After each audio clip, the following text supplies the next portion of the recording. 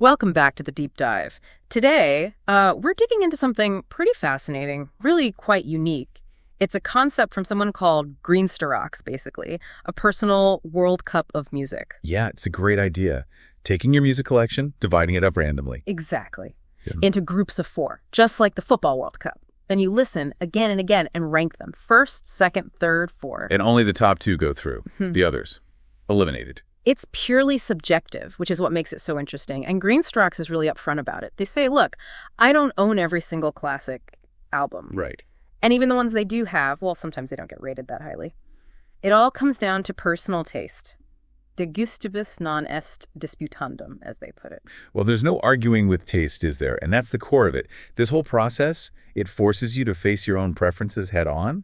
It kind of strips away all the external stuff, what critics say, what's considered important, and it just boils down to, what do you actually connect with right now? Pitting favorites against favorites. Exactly. It's not just about liking something in isolation. It's about which one resonates more when you put them side by side. It's a really profound way to figure out what truly matters to you musically. It really is. And we wanted to see how this actually works in practice. So for this deep dive, we're looking at Greensterox's episode 3. Ah, yes, the one titled A Moonlight Walk on the Water, or A Giant Transforming Robot and an Elf. That's the one. Specifically, we're focusing on the battle in Group 3. And this group sounds like it was a real nail-biter. Greensterox actually wrote, wow, this was so hard. There was nothing between these albums, and the order could well change based on my mood. Wow. That really tells you something, doesn't it? The personal stakes involved. Absolutely. Yeah. It highlights just how close these calls can be when it's purely down to your own gut feeling on a given day. So let's lay out the contenders for Group 3. We've got UFO's Walk on Water. Okay. Foreigner's Mr. Moonlight, the Transformers soundtrack from 1987. A movie soundtrack, right? Yep. And finally, Rainbow's Long Live Rock and Roll. Quite a mix. That is an eclectic group. And the reasoning Greensterox gave, well, it gives us a great window into their listening priorities. So who came out on top? UFO's Walk on Water took first place.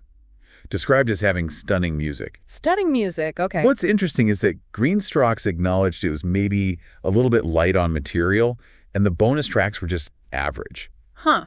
So it wasn't perfect overall. Apparently not. But despite those flaws, the sheer quality of the main tracks, that stunning music, won out. It suggests, maybe raw musical power and immediate impact trumped consistency for them in this case. Interesting. So the core brilliance carried it. What about the second qualifying spot? That's crucial. That went to Foreigner's Mr. Moonlight.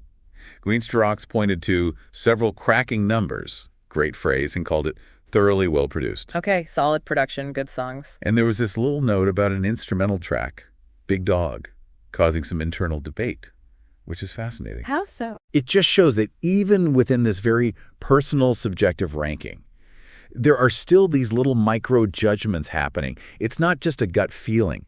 There's analysis going on, weighing different aspects. Right, those little details that can swing a decision. But okay, 2 albums advanced, which means 2 had to be eliminated. Who just missed out?